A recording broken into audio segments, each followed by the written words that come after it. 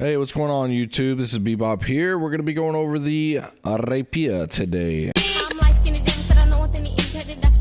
I'm going to be showing you the bleed build and the evade build and the differences between the two, the attributes and all that good stuff. So let's get into it real quick. We'll start off with bleed. This is going to be the bleed build you want to go with. This is what everybody goes with the bleed build. And what you're going to be doing is stacking up bleeds. You're going to start off with flurry, and then you're going to go with Tondo, and then you're going to go back to flurry, and then you're going to pop them with the flourish and finish.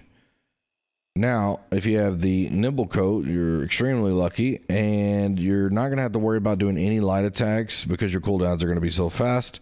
But if you use the Toon Leather Pants like I do, there will be a light attack after the, so you'll start off with flurry, you'll do Tondo, one light attack, then flurry to get your cooldown. Now, let me go over the attributes. 25 focus, which will give you the 5% ability reduction cooldown. You want to take advantage of the 10% ability damage at the 350 int dot and the 7% damage to targets below 50% health. I know you're probably thinking, well, the Rapier scales with Dex first. Yes, it's very similar to the Spear concept. Most people think, you know, we'll go through 50 Dex with the Spear, but really you'll get more damage out of the 350 strength with the Spear. It's the same principle here. And if we go to it, you'll start off with your flurry attack, Tondo, and then light attack, flurry, and then pop your bleeds is what they call it. So let me show you again. Flurry, Tondo, light attack, flurry, and see how the three white numbers are right there? You want to pop those bleeds as quick as you can. So flurry, Tondo, flurry, which stacks up your third bleed, and then pop them. And that gives you 9,000, like 27,000 damage on the pop. Now, if you have an evade rapier player, then you would only do 2 bleeds, and then you would pop. Because they'll be stacking up the third bleed, and if you try to stack a third bleed, it's just going to cancel out. So it just saves you from doing one more ability. It's really nice having a evade rapier to complement you. Now, let me go over why you would want to flurry first before tondoing, and then I'll do the reverse. The Tondo, what situations you want to Tondo first. Starting off with flurry, you're going to, 1, do more damage to the target, but 2, you'll get better bleed pops than if you start off with Tondo. But the time you want to start off with Tondo is if you go against a backless boss. Scylla, the first boss in Laz, the last boss Chartis in Laz, the snake boss in Tempest, you know, those type of enemies, you always want to start off with Tondo first, because while doing that, since they do not have a back, the Tondo is going to give you 26% critical chance against targets affected by Tondo's bleeds. So that way, then when you flurry, you'll get a better chance to do criticals, which helps your cooldowns and everything else. So that's when you want a Tondo first, but mostly you always want to start off with flurry first, Tondo, 1 light attack, flurry, and then pop. So that is the bleed build, as simple as I can explain it. Hopefully I didn't miss anything. And now we will go over the evade build. The evade's going to be different. You're going to want to go 350 Dex on the evade build. So let's slap this over here. I'm using 44 Dex food. Also, you want to go to the 25 strength for the 5% light attack damage dot. You're going to want to go 350 here on Dex for the extra 15% critical chance while empowered. Every time you evade, you're going to be empowered. 25 focus for the ability cooldown, and the rest in int, or you can save some for con if you want.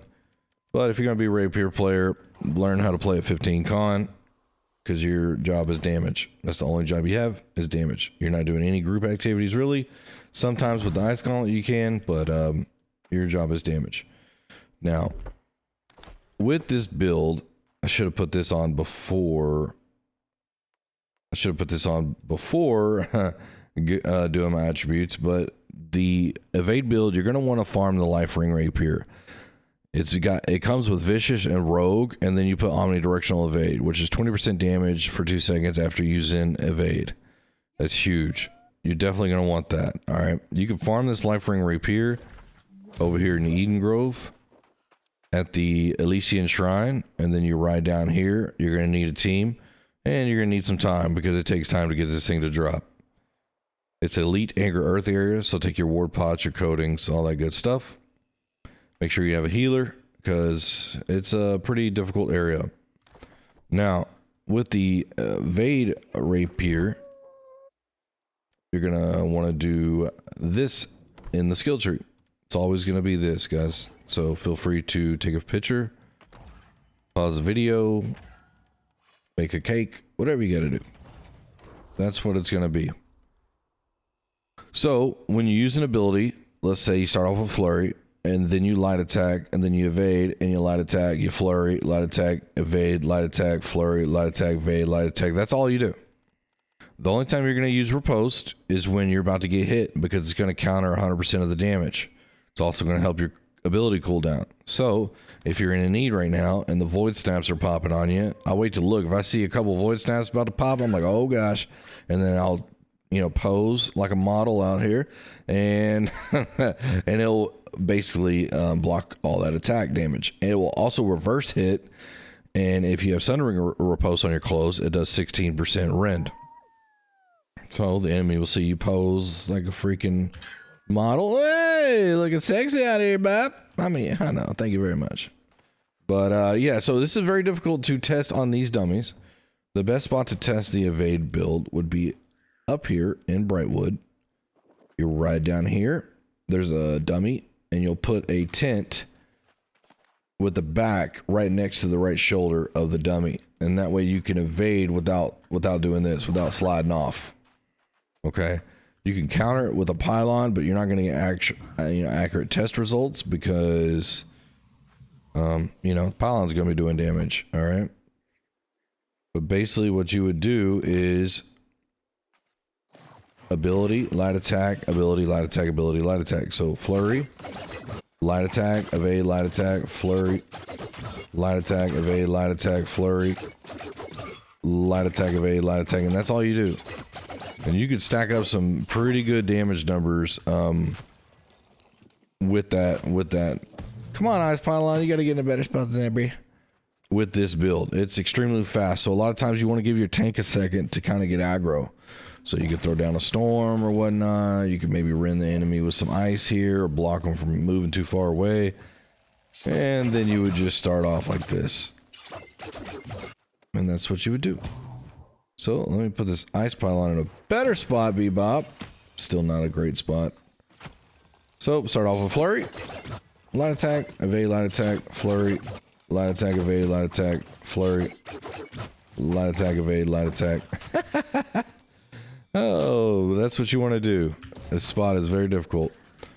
So it's as simple as that. That is basically the two setups you will run with the Rapier. There is another setup, but I will do that in a different video because it's very seldom used, and I kind of want to get to gather with some high speed evade runners and see if it's something that they ever really use, or if it's situational more or less, and before I put that into the video. But those are the two main builds you're going to go with. So if you have any questions on what weapons to run, well, reason why I also love running with the Rapier is because the ice gauntlet you can use with it. You can use the musket. You can use, don't ever use a bow, but you can use a bow. Certain times, I guess you could use a bow. Don't ever use a bow with this, okay? You can use a blunderbuss with it. I mean, all sorts of stuff you can do with the Rapier. Now, the best time to use a blunderbuss with the Rapier is obviously with the bleed Rapier over the evade, because it's a int heavy instead of a dex heavy on the two different setups. So the int will help out the blunderbuss. But that's the Rapier. Trying to be as quick as I can. Hope y'all enjoyed the video. If you have any questions, let me know. If you got any other videos you want me to make, feel free to leave it in the comments and I'll get to it. All right. See y'all later.